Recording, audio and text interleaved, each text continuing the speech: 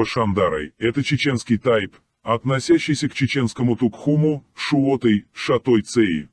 Научный сайт представителей тайпа Вашандарой сообщает следующее, рассказал Юнус Асмаев из Дуба-Юрта. Родился в селе Вашандарой в 1845 году, прожил больше, чем 125 лет. В далекие времена, до нашествия монголов, как рассказывали наши предки, а им их предки, так как наша история постоянно подвергалась стиранию, наши предки умудрялись передавать историю из поколения в поколение, стоял город Сала где-то между нынешними Германчуком и Джалкой. Точное место не сохранилось, жило в нем очень много достойных людей. Со слов моих предков, эти Салы по тем временам собирались в большие военизированные отряды и ходили набегами на север, запад, юг и восток и всегда возвращались оттуда с богатой добычей: скот, табун лошадей, золото и серебро. И когда они каждый раз возвращались обратно, останавливались на каждом встречном селе, вызывали старейшину и спрашивали, есть ли в его селе люди обездоленные, которым нужна помощь, и если такие люди находились, то они им давали кому корову, а кому лошадь и так далее. За честный и справедливый нрав и поведение их люди называли Салой-Элей, а всю оставшуюся добычу они делили между собой по прибытию домой. Люди их уважали за честность, прямолинейность и за добрый нрав.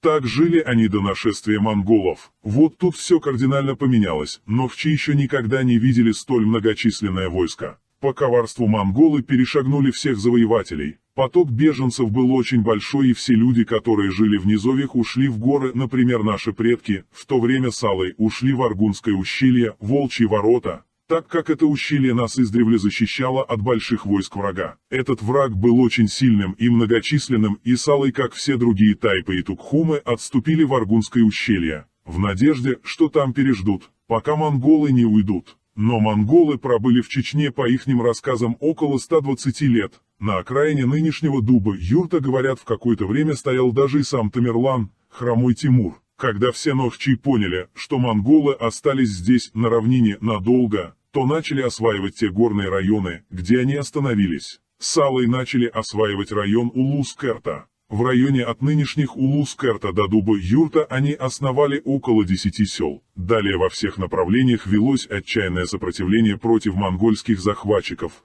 Но силы были 1 к 1000, поэтому нохчи договорились между собой, что нужно держать одну оборону и действовать тактикой налет-отход. Таким местом для постоянных набегов они выбрали Аргунское ущелье, Волчьи ворота, так как там Салы и другие, которые с ними отступили в горные районы, вели успешные операции против захватчиков. Аргунское ущелье, Волчьи ворота – сам по себе стратегически удобный театр военных действий. Местным здесь ориентироваться удобно, а для захватчика это встреча-пристанище смерти, так как кругом высокие горы, узкие тропы, а внизу бурлящая, как кровь истинного нохчи, река Аргун. Когда со всех гор от ножа Юрта до территории современной Ингушетии, кто мог дать отпор врагу, прибыли в район Улус-Керта, то они увидели Салы, которые не растерялись из-за нашествия врага, а жили дружно вместе и делились между собой последним куском вяленого мяса и кукурузной лепешкой. Любую добычу, которую они приносили в свой стан, делили всем поровну между собой. Увидев такую картину щедрости среди общины Салой, люди начали называть этих «Вашиндарой», что можно перевести как «дарующий брату» или «братство». Так и осталось это имя со временем у нас. Так объясняли старики. Раньше были Салой, а после монголов и Тамерлана потихоньку люди назвали нас Вашиндарой. И с течением многих веков произношение этого слова упрощали, произнося Вашдарой, а затем и Ваштарой. Источник – сайт Вашандарой Тайпан сайт. Публикация Салой-Элей. Юнус Асмаев. Научный сайт тайпа Вашандарой также сообщает, в конце января 1858 года был уничтожен чеченский аул Дачу-Барзой, основателями и жителями которого являются представители тайпа Вашандарой. Вместе с самим селом были уничтожены и стоявшие на страже этого одного из крупнейших и богатейших чеченских аулов башни. В течение более чем полугода боев за Аргунское ущелье были сожжены и уничтожены многочисленные аулы и хутора Ваштара и Варандой. Каток огромной армии Российской империи прошелся теперь в свою очередь и по их селениям. Источник – Вашандарой Тайпан сайт. Публикация «Возрождение истории». С. Демилханов. Дачу Борзой сегодня восстановлен.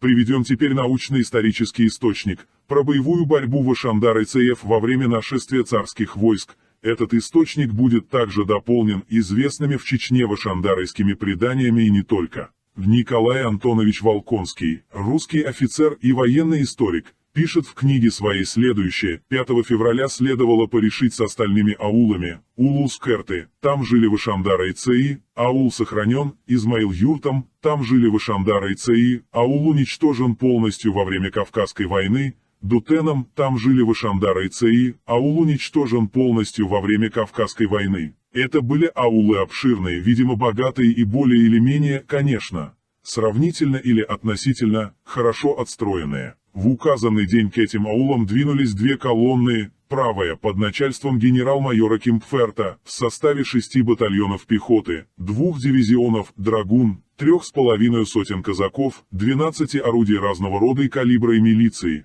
Эта колонна, переправившись вброд через Шару-Аргун, двинулась на аулы с фронта. Левая же, под командой генерал-майора Рудановского, в составе 5 батальонов пехоты, 4 орудий и полсотни казаков, пошла правым берегом реки с намерением отрезать отступление неприятеля. Более выгодным для горцев, по местному положению, был аул Улус-Керты. Вследствие этого они оставили нам без боя Дутен и Измаил-Юрт и сосредоточились в первом ауле, открыв по передовым войскам колонны генерала Кимпферта беглый ружейный огонь. Им отвечали картечью, но, невзирая на это, упрямые тавлинцы, горцы, продолжали держаться стойко, признав совершенно лишним состязаться с горцами в бесполезной стрельбе и вследствие этого прекратив орудийную пальбу. Генерал Кимпферт приказал первому батальону Навагинского полка взять аул штурмом. Дело было нелегкое, потому что Улус-Керты был разбросан на небольших и лесистых холмах, окружен разными балками, наполненными снегом выше пояса, и по положению своих скал представлял отличную перекрестную оборону. Барабан коротко пробил сигнал наступления, и роты одна за другою почти в рассыпную бросились вправо и влево, как будто спешили на званый обед, куда опоздать было неловко. Сколько мне не случалось следить во время наших штурмов за действиями неприятеля, всегда я убеждался, что он выжидал первого удара и давал первый отпор для того, чтобы ближе, так сказать, смотреться в штурмующую колонну, то есть видеть, какой полк штурмует данное место. Кавказский или русский, если кавказский, то какие это кавказцы, навагинцы или куринцы, или под каким влиянием, в каком настроении, при каких условиях местности происходит штурм, какие офицеры идут во главе штурмовой колонны и так далее. И если все или некоторые обстоятельства служили в пользу горцев, они дрались молодцами, уступая лишь шаг за шагом, но если, по их мнению, дело было дрянь, они после первого отпора благоразумно ретировались. Так было и теперь. Горцы увидели, что на них летят их старые знакомые, кавказцы, для которых балки, овраги, снег, все пустяки, и летят они соколом. Нечего делать. Прекратив стрельбу, тавлинцы, не ожидая ни ободрений, ни особых приказаний своего сонного военачальника, бросили Улус-Керты. Автор, конечно, как видно, явно рад был, когда непокорные воины отступали. Но что им было делать? В преданиях на всем Кавказе известно, что в то время вооружение царских войск было лучше, чем у противостоящих им горцев. Ко всему, да и самих царских войск было больше, чем непокорных. К тому же вдобавок еще оказались кавказцы, перешедшие на сторону врага. Далее автор пишет: отступление их было так быстро, что генерал-майор Рудановский не успел им его отрезать. Ускользнуть же вполне от Рудановского было невозможно, потому что черное войско почти нарезалось на нашу левую колонну. При этом быстром движении отступавшего неприятеля Рудановский посторонился несколько вправо, занял высоты Шамберды и почти сквозь строй пропустил мимо себя воинов имама. Они не бежали молча, пальба с их стороны гремела неумолкаемо до тех пор, пока едва мелькали вдали их черные бурки, и когда артиллерийский огонь на дальнюю дистанцию заменил собою наши ружейные выстрелы. Удирая кто во что горазд, горцы на лету подхватывали своих раненых и убитых. Наконец стало тихо, и генерал Евдокимов, проезжая среди пылавших саклей Улус-Керты, представьте себе, даже улыбнулся. В течение всего времени со дня окончательного взятия Аргунского ущелья, значит 17 января до 5 февраля включительно, потери наши были невелики, убито 5 нижних чинов, ранены 1 офицер и 27 нижних чинов. включая сюда казаков и милиционеров. Да кроме того ранены 2 или 3 артиллерийские лошади. Итак, главная местность по Шару-Аргуну была в наших руках, открывая нам беспрепятственное движение вглубь Черных гор, покрытых заповедным и непроходимым лесом. Спустя несколько дней командование колонной генерал-майора Рудановского верено было полковнику Алтухову, хотя горцы, как нам было известно, удалились в ущелье реки Баса и несколько дней оставались там в бездействии, но подкрепленные Шамилем, который им наслал несколько своих наибов, отдохнув от последнего поражения, опять начали нас беспокоить. Атаковать с наибами Шамиля Измаил-Юрт, занятый царскими войсками. Ввиду этого полковнику Алтухову приказано было продвинуться к занятому царскими войсками на тот момент Измаил-Юрту, чтобы прикрыть собою отряд. Откуда ни возьмись, явилась половина отряда Казимагомы, видимо там были чеченцы Вашандара и подмога Шамиля, заняв высоты, окружавшие Измаил-Юрт. Но это, конечно, не помешало наступавшей колонне Алтухова. 2 стрелковые роты в полчаса сбили неприятеля со всех пунктов, без всякого для себя урона, и затем колонна расположилась у Измаил-Юрта. До конца февраля мы стояли на своих местах довольно спокойно, без особенных тревог, спали, ели и пили исправно. Генерал Евдокимов признал необходимым проложить себе путь из Аргунского ущелья в тыл Большой Чечни. Каким-то образом он осведомился, что одна из крайних и весьма важных высот Черногории, именуемая Даргиндук, одна из родовых гор Вашандара и Цеев, как раз примыкает к ущельям Большой Чечни с той стороны, которая для него служила разрешением предвзятой им задачи.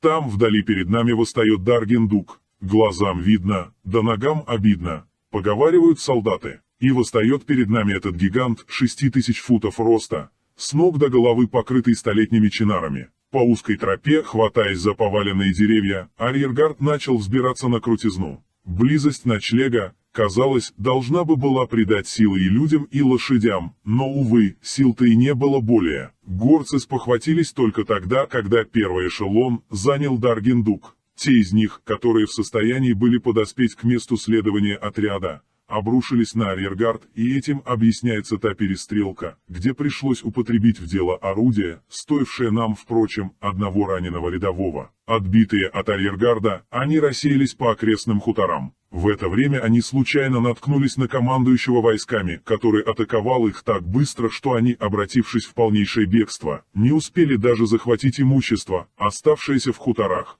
При этой атаке был ранен 1 милиционер и 1 лошадь. Когда арьергард отряда прибыл к Даргиндуку, он остановился на нижнем уступе горы, потому что в дальнейшем восхождении и надобности не было, да и вполне невозможным уж оно представлялось, ноги отказывались служить, существо человека как бы более не существовало. Когда стремления и цели генерала Евдокимова по отношению к Даргиндуку были удовлетворены, он возымел намерение свое отступление с Даргиндука завершить разорением ближайших аулов, еще доселе нетронутых, по течению речки Вашиндара и реки Чанты-Аргуна. 29 марта, верив колонну из 4 батальонов пехоты и 2 горных орудий командиру Тенгинского полка полковнику Баженову, командующий войсками приказал ему разгромить и уничтожить расположенные по течению указанных выше рек аулы Шари-Хатой, Шерохате, там жили Вашандара и Цеи. Аул уничтожен полностью во время Кавказской войны, и Вашиндарой, там жили Вашандара и Цеи, аул уничтожен полностью во время Кавказской войны. Тут было последнее убежище местных жителей, и они вовсе не намерены были уступить его без боя. Едва только колонна подошла к первому из этих аулов, как ее встретил беглый ружейный огонь нескольких сот винтовок. Обстреляв наскоро аул картечью и видя, что горцы не покидают саклей, которые их все-таки защищали от выстрелов,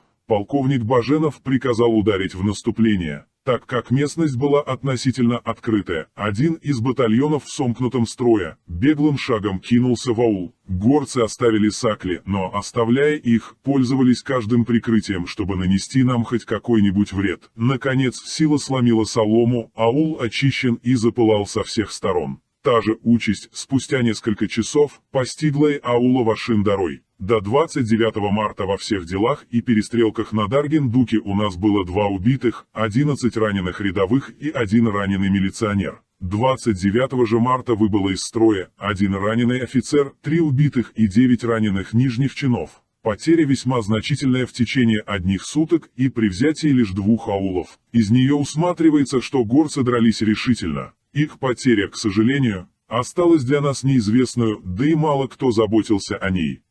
Источник. Книга Н. Волконский. 1858 год в Чечне. Книгу также можно найти в издании «Кавказский сборник», издаваемый по указанию его императорского высочества главнокомандующего Кавказской армией, с уникальными свидетельствами о долгой Кавказской войне. Напишите в поиске «Кавказский сборник», том 3, Тифлис, 1879 год. Книга Н. Волконский, 1858 год в Чечне, страница 418. Вот так, как можно видеть, Вашандар-Айцей сражались с неприятелем, с царскими войсками. Эти перестрелки и боевые действия были ожесточенной борьбой Вашандароев-Цеев. Потери несли обе стороны, Вашандар-Айцей вели боевые действия за независимость. На стороне царских войск были к тому же, как видно, некоторые кавказцы, которые перешли на сторону врага, усилив эти испытания. Сложно сказать, почему они так поступили, но, конечно, это предательство сыграло на руку царизму. Кстати, известен в кавказских преданиях и другой интересный факт, кардинально другой, про некоторых славянских беженцев, переходивших на сторону горцев. Военный историк Иоганн Бларамберг, описывая в своей книге чеченские племена в целом, пишет и про Шатой-Цеев, то есть Тукхум-Шатой, куда входит известный его тайп Вашандарой. Поскольку Вашандарой это все тоже касается, то приведем эти описания. Военный историк Иоганн Бларамберг пишет: независимые чеченцы занимают долины, вплоть до высоких сланцевых гор. Народонаселение чеченцев составляет приблизительно 86 тысяч душ, которые могут выставить от 9 до 10 тысяч вооруженных пехотинцев. Чеченцы высокогорья занимают северные склоны сланцевых гор Кавказа. Они делятся на несколько племен, главные из которых Ичкерин-Цеи, Чебуртли-Цеи, Шатой-Цеи, Шихой-Цеи, Нашхой-Цеи. Шатой-Цеи занимают высокогорные долины Кавказа и оба рукава Верхнего Аргуна. Занимаясь разбоем, чеченцы выработали определенное правило. Они стараются разузнать о благосостоянии каждой семьи казаков, живущих на линии. Поэтому, захватив пленника, они назначают сумму выкупа в соответствии с достатком семьи, к которой он принадлежит. Кроме выкупа, они заставляют заплатить и за пищу в тот промежуток времени, который узник был в горах, и за крышу над головой, и даже за цепи, которые он носил. Если один из этих несчастных был выкран несколькими чеченцами, то они делят сумму выкупа на равные части. Кормят они его по очереди все это время, что он находится в горах, или же поручают одному из них заботиться об узнике, а потом выдают ему вознаграждение за это. Тем не менее, не все их нападения удаются, как раньше, благодаря бдительности казаков с линии, особенно гребенских, которые бывают в курсе всех чеченских уловок во время их разбойничьих нападений. У чеченцев нет более князей, потому что в различное время они их постепенно искоренили. Управляются они по старинке, в соответствии с обычаями и некоторыми религиозными предписаниями. Они равноправные, предпочтение оказывают лишь тем, кто преуспел в набегах на соседей. Законы куначества и гостеприимства у этого народа соблюдаются строже, чем у других горцев. Кунак не позволит оскорбить своего друга на протяжении всего того времени, что он находится под его покровительством, и если он живет у него, то защищает его от грозящей опасности даже ценой собственной жизни. Чеченцы – хорошие стрелки и имеют хорошее оружие. Они сражаются пешими. Их храбрость доходит до исступления. Они никогда не сдаются в плен, даже если один из них остается против 20. Тот, кого захватили врасплох по случайности или по недосмотру, покрывается позором, так же как и его семья. Никакая чеченская девушка не выйдет замуж за юношу, который не принимал участие в набегах или который показал себя трусом в каком-либо бою. Воспитание, образ жизни и внутреннее управление у чеченцев такие, каковыми они и должны быть у отчаянных людей. Рассматривая эти воинственные республики в политическом отношении, во взаимоотношениях их с соседями, можно заключить, что наподобие других республик Кавказа, этот народ сохраняет дружеские связи и добрососедские отношения лишь с некоторыми пограничными племенами, чтобы иметь поддержку в случае необходимости. Но чеченцы отличаются от других полным отсутствием прозорливости, что и погубит их рано или поздно. Их соседи кабардинцы, ингуши, кумыки, лезгины считают их наиболее непримиримыми и лютыми врагами. так как этот народ до такой степени озлоблен, что не щадит никого и не думает о будущем. Источник: книга Яган Бларамберг. Историческое, топографическое, статистическое, этнографическое и военное описание Кавказа. Научный сайт представителей тайпа Вашандарой. Другое известное в Чечне название тайпа также Вашандарой, Вашдарой, Ваштарой, Ваштархой также опубликовал научную статью, где написано следующее: многие представители нашего тайпа Ваштарой слышали от стариков о родстве Ваштарой с Акинцеами, а некоторые с Орстхой. Генетические исследования, проведенные Техасской лабораторией FCDNA, показали мое генетическое родство с Акинцеем 400 лет и Орстхой 600 лет назад. Это означает, что еще в 15-17 веках у Акинцеев, Орстхой, Ваштарой были общие предки. Смотрите источник о родстве Ваштарой с Акинцеами и Орстхой. Это подтвердил на своем YouTube-канале и руководитель чеченского ДНК-проекта Чечен-Наухче DNA Project чеченский ученый Пахрудин Арсанов. Он объяснил, что, к примеру, большинство братских генетических ветвей Тукхума, Орстхой, если говорить про орстхойские тайпы, Мержей, Цеечей, имеют родство с Ваштарой, объяснил Арсанов. Источник: YouTube-канал Пахрудин Арсанов. Видео: первый эфир в Инстаграме. Как видно, вашандарайские предания о родстве с Акинцеами и Орстхойцеами подтверждаются и генетическими данными. Интересно и то, что по чеченскому ДНК-проекту Чечен-Наухче DNA Project видно, что, например, у тайпа Вашандарой, помимо считаемой некоторыми людьми исконно нахской гаплогруппы J2, также встречаются представители гаплогрупп и L3 и G2. Вашандарайские L3 – это такие фамилии, как Ибаев-Шойпов, Дашаев, Байгиров, Амаев, Абдулхамидов и другие. Вашандарайские G2 – это такие фамилии, как Шахгирев, Мутушов, Тайсумов, Дибаев, Габаев, Исраилов, Дакаев, Сардалов, Исаев, Тисаев, Гайтукаев, Сулейманов и другие. Касаемо в целом гаплогрупп L3 и G2. По чеченскому ДНК-проекту Чечен-Наухче DNA Project видно, у других чеченцев есть также носители этих гаплогрупп. К примеру, касаемо L3 есть, например, носители L3, Акинцы, Ларсанов, Маматиев, Дасаев, Ильясов. Касаемо G2 есть, например, носитель G2, представитель Тукхума, Орстхой, тайпа Цеечей, Юсупов. Есть, например, носитель G2,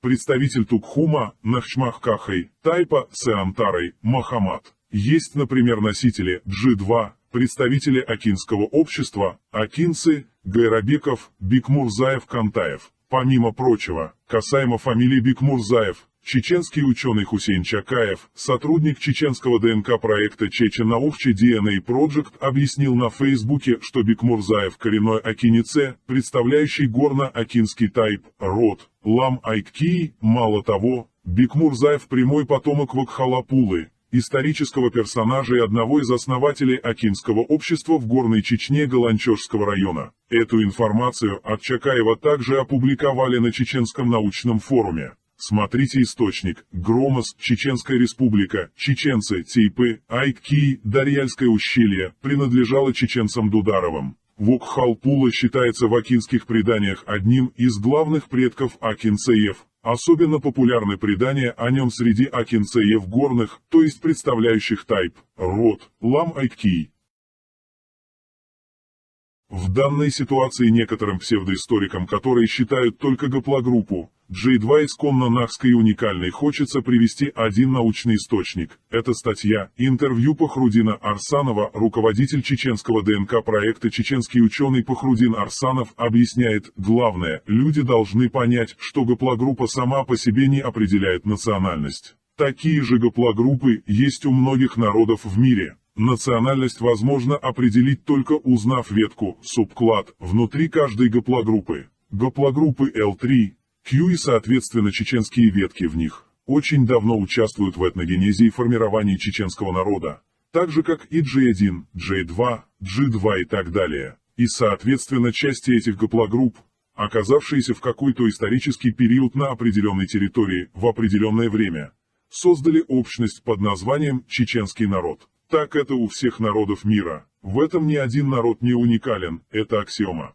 Часто слышим, что гаплогруппа J2 исконно нахская. Даже сложилось мнение, что носители других гаплогрупп пришлый элемент, нарушивший царившую идиллию чистокровия. Это, конечно же, больное воображение больных людей. Ну давайте тогда объявим J2 чувашей, башкир, татар, армян, грузин, азербайджанцев, итальянцев, курдов, арабов, евреев и так далее тоже нахами. Это же абсурд. Источник – статья интервью Пахрудина Арсанова о чеченском проекте ДНК. Чтоб вы понимали, речь идет о том, что главное это не гаплогруппы, а ветви в них, субклады. Смотреть нужно именно ДНК-ветви. То есть, к примеру, на Кавказе, предок чеченского происхождения может быть и у L3, и у G2, и у J2, потому что в них очень давно уже повально чеченские обособленные ветви. Эти гаплогруппы и чеченские ветви в них очень давно участвуют в этногенезе и формировании чеченского народа. В последнее вообще время, почему-то, исследователи истории, на разных форумах, часто обсуждают лишь гаплогруппу J2. Вообще, на наш взгляд, не совсем корректно, что в основном касаемо генетики исследователи часто уделяют внимание лишь гаплогруппе J2, а другие вообще редко упоминаются. Ведь другие гаплогруппы тоже участвовали с древности в формировании чеченцев. Ведь выходит не только J2 титульная, авторитетная, так сказать, ровно такие же важные и имеющие важное значение и другие гаплогруппы, которые ровно так же участвовали в зарождении и формировании чеченского этноса с древности. У многих чеченцев есть другие гаплогруппы, и это совсем не говорит о том, что они хуже тех, у кого J2. Более чем интересно, что коренной горец Акиница Бекмурзаев, потомок Вакхалапулы, носитель G2. Вокхалпула в преданиях Акинцеев считается одним из предков Акинского общества. Особо он известен в преданиях горных Акинцеев. Быть может, кстати, Вашандарой, которые носители G2, связаны как раз с этим родом Вокхалапулы, ведь предание Вашандарой Цеев, как уже было объяснено, четко помнит о родстве с Акинцеами и Орстхайцеами. В общем, в целом, главное понять, что с древности в формировании чеченского этноса играли роль и J2, и L3, и G2, и другие гаплогруппы. Поэтому если у чеченцев встречаются те или иные гаплогруппы, то они сугубо чеченские и никакие другие. Ошибочно поэтому считать нахской лишь J2.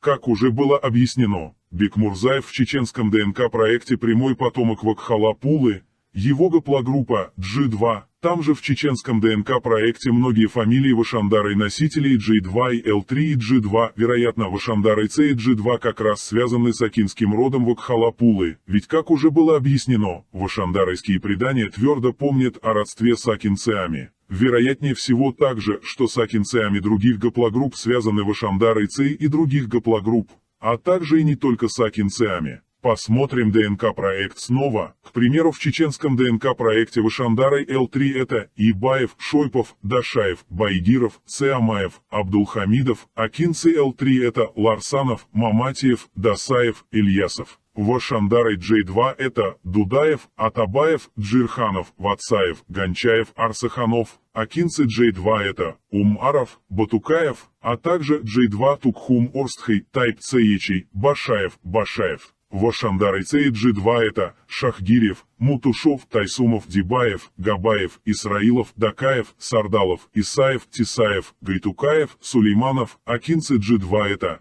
Гайрабеков, прямой потомок Вакхалапулы, Бекмурзаев, Кантаев, а также G2, представитель Тукхума, Орстхай, Тайпа Цеечий, Юсупов и G2 из Тукхума Нахчмахках и Тайпа Це Антарой, Махамад. Остальное, конечно, по генетическим ветвям уже уточнят ученые генетики. В целом лично у нас про родственные связи этих гаплогрупп в данной ситуации нет сомнений.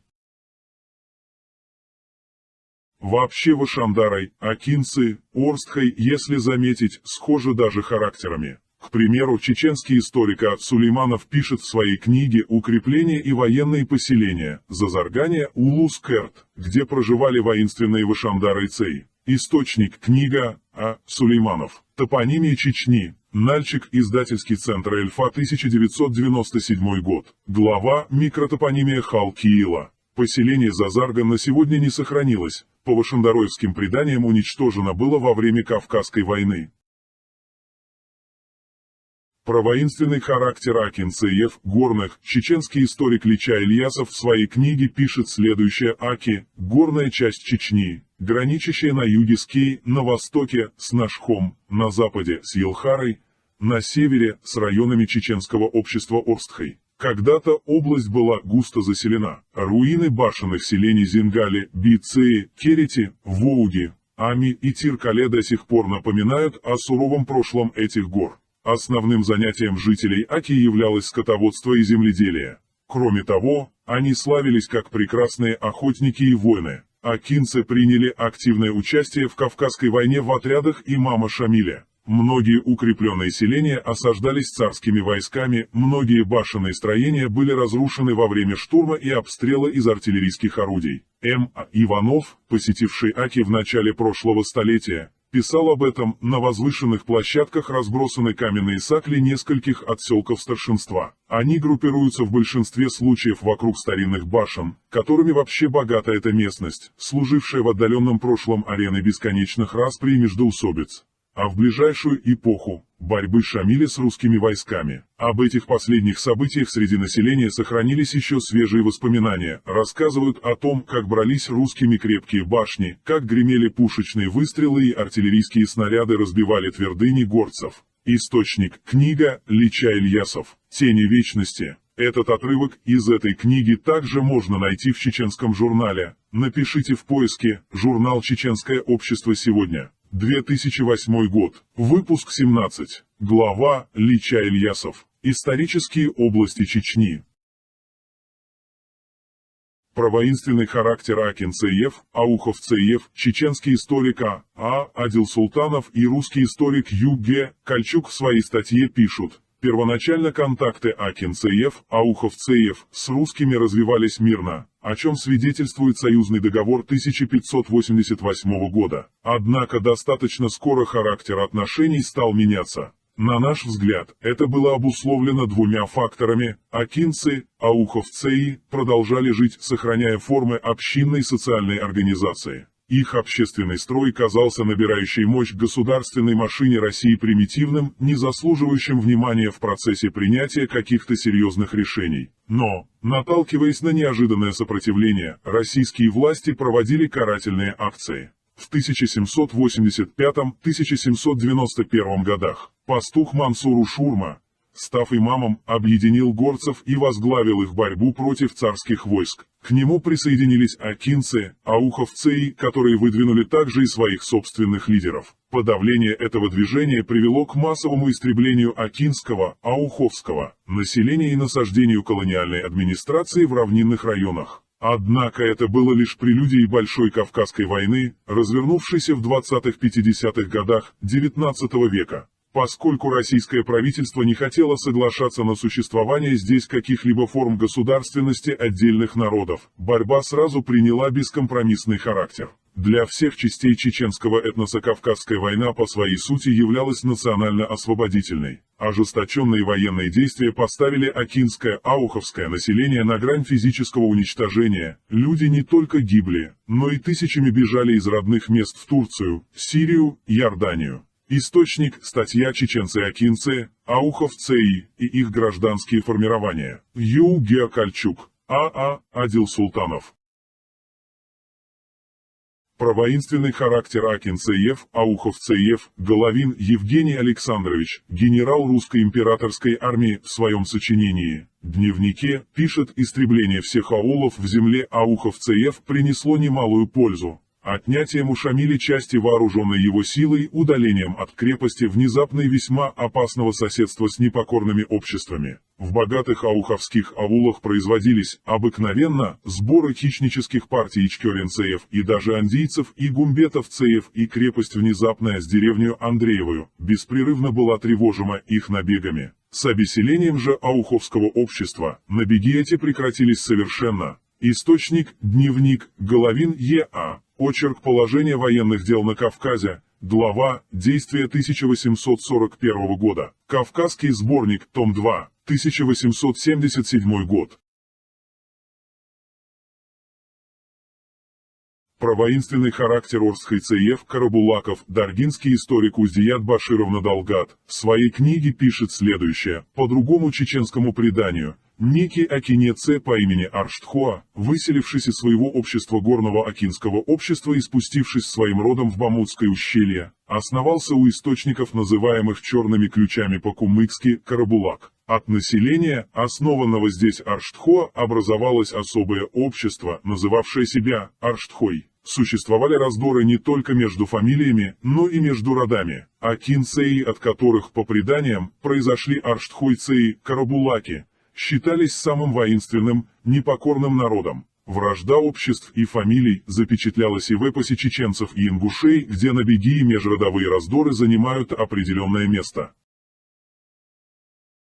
По некоторым историческим сведениям, Арстахой-Карабулаки в период межродовых и межфамильных раздоров были наиболее воинственным и непокорным обществом, которое устрашало и подавляло слабые фамилии и роды, выселявшиеся с гор на плоскость. В те далекие времена Орстхай-Карабулаки активно участвовали в поимке пленников и продаже их в Дагестане, в селении Эндере, бывшем на Северном Кавказе центром работорговли. Учитывая довольно сложные и противоречивые внутриплеменные и межплеменные отношения, имевшие место на Северном Кавказе в отдаленные времена, вполне вероятно предположить, что исторические Орстхай-Карабулаки могли запечатлеться в памяти народа как люди суровые и мужественные. Возможно, что синхронные рассказы о набегах и грабежах сильного воинственного племени Орстхаев-Карабулаков в ретроспективном восприятии народа смешались с древними эпическими образами. Тогда-то в процессе эпизоцеи Орстхайцеи могли внедриться в эпические сказания, превратившись в героическое богатырское племя. Источник, книга, У. Б. Далгат. Героический эпос чеченцев и ингушей. В целом, как можно видеть из всех только что приведенных научных данных в этой работе, Вашандарой, акинцы, Орстхай не только тесно связаны генетически, но и схожи характерами. Приведем еще научные данные про Вашандарой. Чеченский научный сайт Грозный Информ сообщает в статье про родовое село Вашандарайцеев Дуба-Юрт следующее: Дуба-Юрт, легендарное чеченское село, находится близ знаменитых Волчьих ворот у самого входа в Аргунское ущелье. В месте нынешнего расположения села не раз проходили жестокие сражения между чеченскими отрядами и полчищами среднеазиатских завоевателей Чингисхана и Тамерлана, кровопролитные бои в период Кавказской войны и в гражданскую войну между добровольческой армией генерала Деникина и большевиками. Во время двух военных кампаний, особенно во второй, Дуба-Юрт был разрушен почти на 100%. Аргунское ущелье является одним из самых больших по протяженности ущелий Кавказа. Оно находится в самом сердце Чеченской Республики. Вход в Аргунское ущелье – стратегически важный пункт и называется Волчьи ворота. Во все времена владение этим пунктом считалось наиважнейшей задачей для завоевателей. По разным данным, селение Дуба-Юрт было основано в 1859 году бывшим наибом имама Шамиля Дубой-Джукаевым. Дубово-Шендароевский. Со временем село расширилось за счет чеченцев из числа представителей чеченских тейпов, таких как Гиндаргной, Сатой, Пхамтой, Вашендарой, Келой, Тумсой, Варандой, Гатой, Мяршей, Хакой, Нихалой и других. Выходцы из этого села принимали участие в Великой Отечественной войне. Есть ветераны Афганистана и ликвидаторы последствий аварии на Чернобыльской АЭС, прославленные спортсмены, в числе которых Заур Касумов, чемпион мира по рукопашному бою. Источник, сайт, Грозный Информ, страж Аргунского ущелья, селение Дуба-Юрт. Касаемо аланского наследия Вашандарайцеев, есть и свидетельство пребывания аланского следа в родовом селении Вашандарайцеев, Дуба-Юрте. Марковин Владимир Иванович, советский и российский археолог, доктор исторических наук, писал в своей книге следующее: селение Дуба-Юрт хорошо известно историкам-кавказоведам. Здесь, у слияния рек Чанте-Аргун и Шаро-Аргун, у входа в Аргунское ущелье, в 1936 году был обнаружен интересный могильник в виде небольших искусственных подземных пещерок-катакомб. К каждой из пещер ведет длинный коридор, дромос. К сожалению, некоторые из катакомб еще в древности были ограблены. Однако археологу А. П. Круглову удалось установить, что в катакомбах было захоронено по нескольку человек. Возле скелетов были найдены глиняная посуда, Игральные кости, альчики, перламутровые бляшки. Они напоминают цветок ромашки, бронзовые браслеты, сережки и масса других вещей. Особенно интересен один предмет – бронзовая ажурная бляха с изображением крылатого коня. Могильник усиления дуба Юрт оставлен сарматским ироноязычным племенем Алан. Аланы были достаточно воинственными. Сохранились сведения о том, что в 60-70-х годах нашей эры они предприняли поход в Армению и в Мидию. К их армии, по словам армянского историка Моисея Харенского, примкнули и горцы. Путь их проходил по Дарьяльскому ущелью. Источник – книга Марковин В. И. В стране войнахов, 1969 год. Единственное, что здесь следует добавить, что аланы были в том числе нахоязычными. Например, чеченский историк Хизрев в своей статье пишет: «Нет сведений о пришлой природе алан». Наоборот, источники называют их рожденными на Кавказе. Гай Соли Аполлинарий Сидоний. В осетинском языке сохранились все гортанные звуки чеченского языка, что еще раз подтверждает кавказское происхождение осетин и чеченский субстрат осетинского языка. Антропологический материал также доказывает, что осетины, балкарцы и карачаевцы такие же чистые кавказионы, как и чеченцы. Единственный текст аланского языка, дошедший до нас на Зеленчукском надгробии и считавшийся ираноязычным, осетинским более удачно расшифровывается с чеченского языка. Источник – статья Хаджи Кизрев. К вопросу о чеченцах в древности и средневековье. На наш личный взгляд, вашандароевцы могли быть, конечно, безусловно, в древности связаны с аланами, как подмечает и намекает историк Марковин, но они были аланы кавказские. Рассказывает представитель рода Вашандары: по нашим преданиям, как я слышал, у нас есть большие родственные связи с арстхоевцами и акинцами, даже слышал, что с арстхоевцами связи более сильные. Среди арстхоевцев, несомненно, есть часть вашандароевцев, как и среди акинцев, ауховцев. Часть вашандароевцев растворилась и среди арстхоевцев, и среди акинцев, ауховцев. Есть легенда, что во время захватнической войны войсками Тамерлана вашандароевцы собирались в разбойные отряды и ходили набегами за добычей разного рода, в основной особенности походы за добычей преследовали цель пропитания. Именно за этой добычей ходили вашандароевцы, которую потом делили со всеми остальными голодными горцами. Эта легенда говорит про стойкость и крепость духа вашандароевцев в период тяжких испытаний. Многие горцы, уставшие и голодные, изнуренные войной, были благодарны вашандароевцам. Был раньше такой обычай, что представителя своего рода нельзя было убивать, конфликт нельзя было разрешать убийством. Если один вашандароевец убивал другого, он становился врагом всего рода, но опять же, все зависит от ситуации и случая. За некоторые вещи, конечно, убийство не считалось плохим, например, за грубое оскорбление чужой женщины, убийство не считалось проступком, но по разным мелочам нельзя было устраивать кровавые распри между собой, за это могли наказать свои же. Если же случалась война с какими-либо другими тайпами, то вашандароевцы объединялись в единую волчью стаю.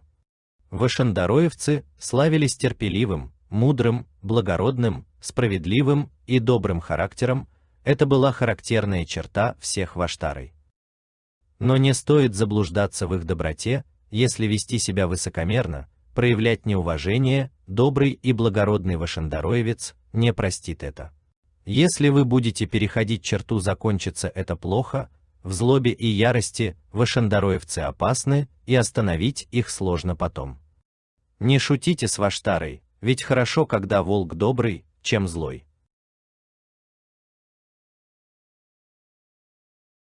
В период Кавказской войны большинство вашандаройских селений было сожжено и уничтожено русскими войсками, особенно в ходе начавшегося в начале 1858 году наступления русских войск вверх по Аргунскому ущелью. В это время были заложены укрепления Аргунское и Шатоевское, редут-зонах и другие укрепления. Кстати, я хотел бы отметить, в имамате Шамиля была и часть русских, и часть украинцев, которые перешли на сторону горцев.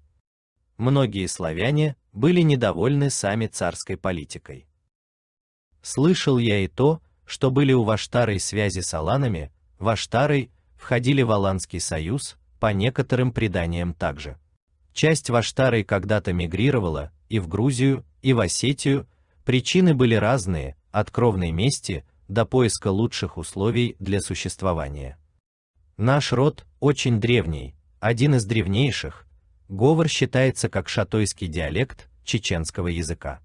По некоторым преданиям, сам легендарный нарт Арстхоец Сеска Солса ходил в свои походы на своем коне именно с земель вашендароевцев.